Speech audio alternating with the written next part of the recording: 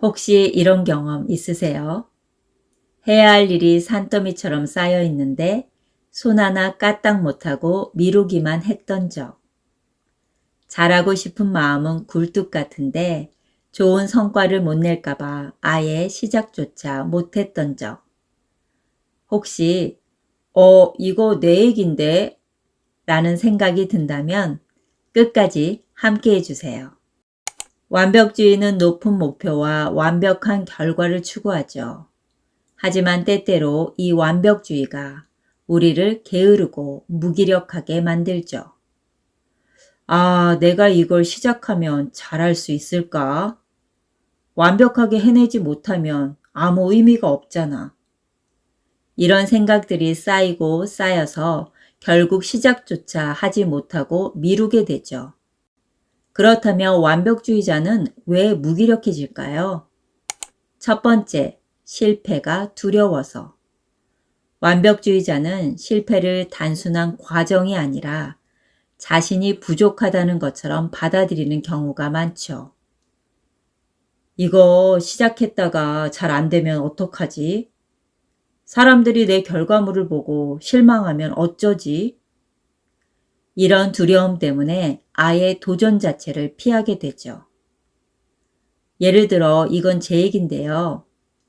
유튜브 원고를 써야 하는데 완벽한 문장을 써야 해 라고 생각하면 첫 문장부터 막혀서 결국 한 글자도 못 쓰고 미루게 될 때가 있더라고요. 두 번째, 완벽하지 않으면 의미가 없다고 생각해서. 완벽주의자는 최고가 아니면 실패야 라는 강박적인 사고방식을 가지고 있죠. 예를 들어 시험에서 100점을 받지 못하면 90점도 실패처럼 느껴지죠. 운동을 시작하려 해도 완벽한 옷, 신발, 장비, 그리고 완벽한 운동 계획이 없으면 아예 시작조차 못하죠. 세 번째, 해야 할 일이 너무 많고 벅차서. 완벽한 결과를 원하다 보면 해야 할 일들이 한없이 많아지죠. 이런 압박감이 커질수록 심리적 부담을 느끼고 아예 손을 놓아버리죠. 그렇다면 우리는 무기력한 완벽주의에서 어떻게 벗어날 수 있을까요? 첫 번째, 작은 목표부터 시작하기. 완벽주의자는 큰 목표에 집착해서 작은 것들을 놓치기 쉽죠. 예를 들면 이것도 제 경험인데요. 책 한 권 쓰기라는 완벽한 목표를 오늘은 한 문장만 써보자 라는 작은 목표로 바꿔서 시작하는 거예요. 이렇게 부담 없는 목표를 정하면 시작이 쉬워지고 소소한 성취감도 쌓을 수 있죠. 두 번째, 완벽보다 완성에 집중하기. 100% 완벽하지 않아도 괜찮아.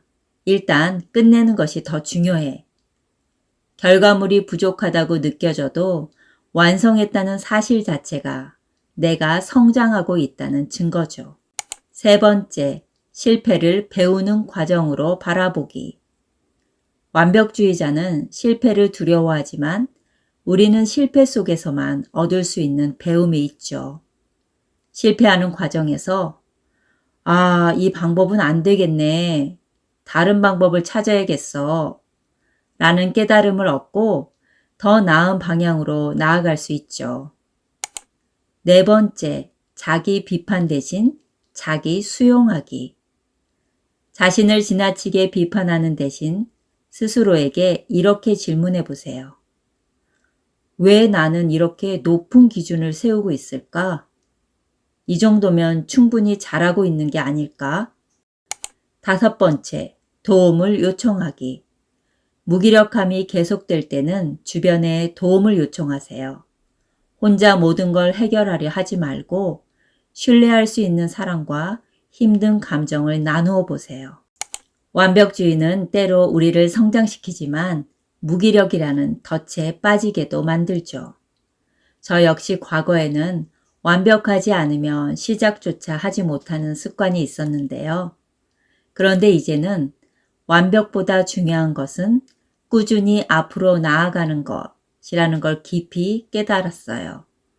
그래서 유튜브 원고를 쓸 때 나의 영상이 단 한 사람에게라도 도움이 된다면 그걸로 충분해 라고 제 자신에게 이야기하며 이렇게 유튜브 영상을 만들고 있어요.